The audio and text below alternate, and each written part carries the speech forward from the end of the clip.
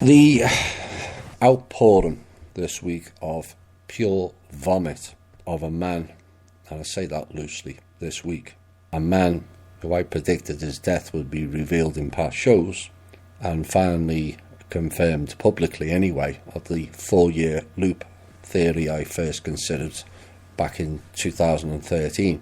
Now, it was confirmed privately in 2015 and announced Bush's death date week as far back as then.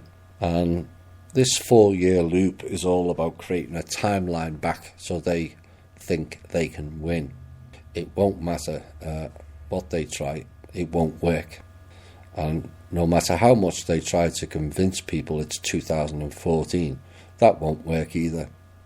Drake and Anna von Reitz both put out narratives in the past month of incidents that took place in 2014 that they're passing off as now. They didn't. David Wilcock was caught in doing 2012 repeat articles in his blog in 2016. And there are many other articles floating around the alternative media dated 2014 as well, and passing them off as 2018 and happening now. Like the Ukraine. I read out the 2 stories last week and everyone thought it happened the week before, except one of them happened in 2014. This is another programme, and it's time for people to recognise it.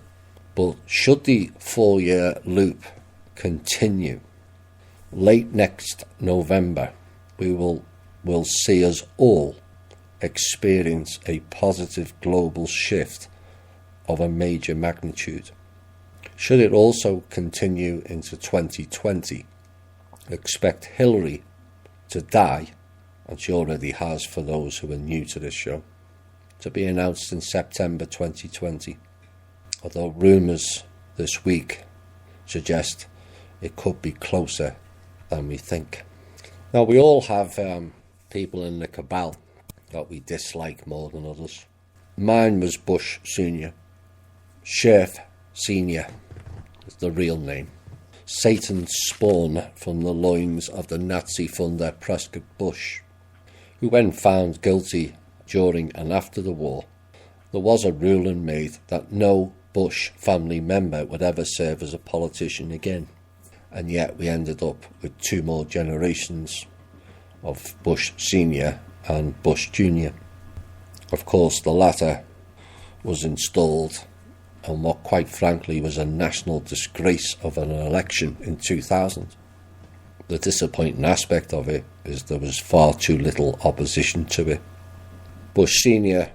was also a part of the intelligence structure, which has nothing to do with America.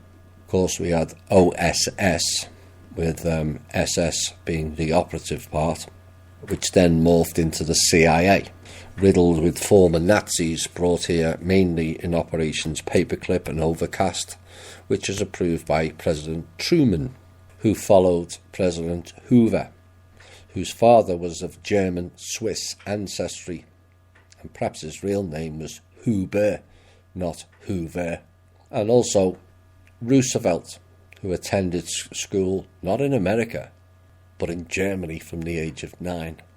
Truman, it was, who signed off on Project or Operation Paperclip. Truman also signed off on NATO, and again there is German ancestry in his family. Perhaps his real name is Truman with a double L, N rather, not a single N, and his middle initial of S he had, and yet he had no middle name. Perhaps he missed an S off, as in SS. And then it was followed by Eisenhower. You couldn't get a more Germanic name if you tried. He approved the building of Langley in Virginia in 1959, and he also laid the cornerstone of it, signifying Freemasonry. It was he who also set up the Nazi-laden NASA also, and it was he who infamously sold 2% of the American population into an ET abductions program in 1954.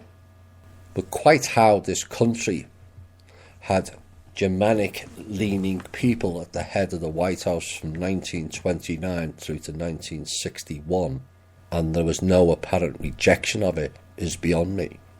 It's almost as naive as the Brits for having a German in the palace during both World Wars. Bush Sr., having lurked in the background of the CIA, was finally appointed head of it, although only for 1 year, which smacks of clear out to me to install more of his own programme people in. So having cleared out the Nazis link from the White House, in came another family bloodline group called the Kennedys, who vowed to remove many things, but their main goal was against the Bush family line. The Bush family won out, as that day in Dallas proved, with George Herbert Walker Bush standing outside the repository with the father of the current politician Ted Cruz watching it all unfold. And yes, he was involved in it. George Herbert Walker Bush was involved in many rogue things during his lifetime. The more lesser known one is his starring role in the MK Ultra programme, involving children aged 6 months onwards, where they put children in a closed-off pen and introduce large cats and other predatory animals, snakes of the venomous types, scorpions and spiders of the venomous types, where they entice the animals or the other creatures to attack the children to see which ones had less fear. Those exhibiting less fear went into the next programme. The rest got mauled or killed off. Bush Sr. was the main leader of that programme, alongside the entity known as the Queen Mother. I've spoken to people direct who were in that programme, who were watching that programme. He was the leader in the Skull and Bones, a main player in the worship of Moloch, the owl entity in the Bohemian Grove, plus a whole heap of other programmes that involved killing and torturing masses of people in America and various other countries. We won't forget his and the family's role in 9/11 either, with other psychopaths, Cheney and Rumsfeld.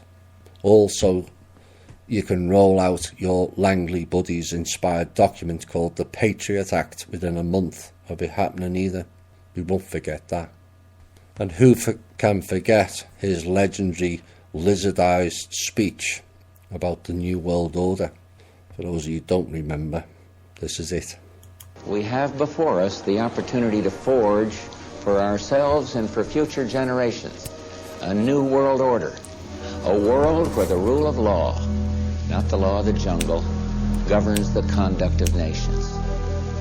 When we are successful, and we will be, we have a real chance at this new world order, an order in which a credible United Nations can use its peacekeeping role to fulfill the promise and vision of the UN's founders.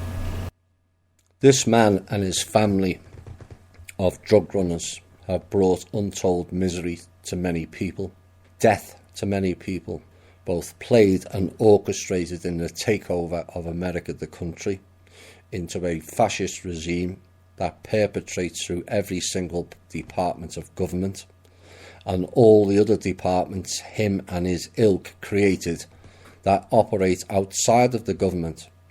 So please spare us the vomit-inducing eulogies all over the media. This man was despicable in levels of depravity bordering on satanic, and yes, he was one of them also. Back in 2014, when this man really died, like the biblical story, the bush went on fire. Only this bush won't talk anymore. Ironically, the only truth that ever came out of this man's mouth was to the journalist, where he said if the people ever found out what we have done, they would have chased us down the streets and lynched us. Not quite, Mr. Scherf, not quite. But you met your maker and burned again, didn't you? Unlike many of your victims, I do hope you rest in peace. You see, Mr. Bush, some of us do have a thing called compassion. One hopes your return to source will garner some for you. You went up in ashes, just like your new world order dream. Goodbye, psychopath.